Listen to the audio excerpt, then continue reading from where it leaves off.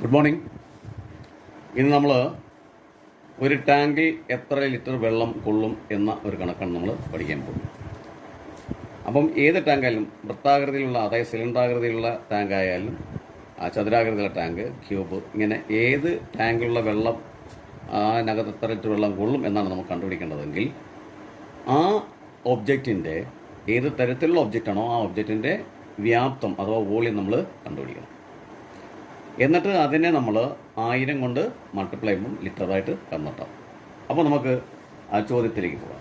അതായത് 4 മീറ്റർ നീളവും 3 മീറ്റർ വീതിയും 2 മീറ്റർ ഉയരവുമുള്ള ഒരു ടാങ്കിനകത്ത് എത്ര ലിറ്റർ വെള്ളം കൊള്ളും? അപ്പം ചോദ്യത്തിനകത്ത് പറഞ്ഞിരിക്കുന്നത് ടാങ്കിൻ്റെ നീളത്തെ നമുക്ക് ലെങ്ത് എന്ന് വിളിക്കാം. L = 4 metre.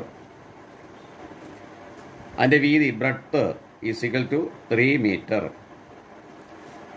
ഇനി അതിൻ്റെ ഹൈറ്റ് H = 2 മീറ്റർ. അപ്പോൾ നമുക്കറിയാം ടാങ്ക് ചതുരാകൃതിയിലുള്ള ടാങ്കാണ്, അതായത് ക്യൂബോയിഡ് എന്ന് നമ്മൾ പറയും.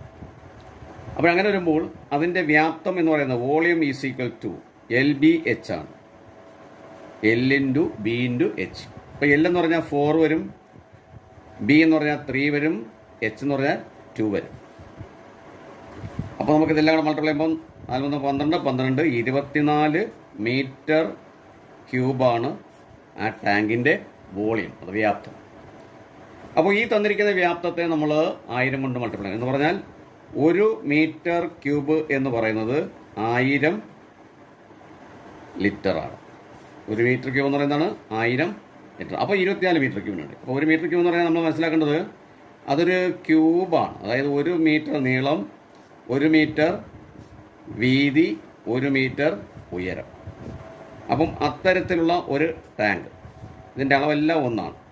അപ്പോൾ ഇതിൻ്റെ ആ അളവാണ് നമ്മളിവിടെ കണക്കാക്കിയത്. അപ്പോൾ 1 മീറ്റർ ക്യൂബ് എന്ന് പറയുന്നത് 1000 ലിറ്ററാണ്. അങ്ങനെ വരുമ്പോൾ എത്ര ലിറ്റർ വെള്ളം കൊള്ളും?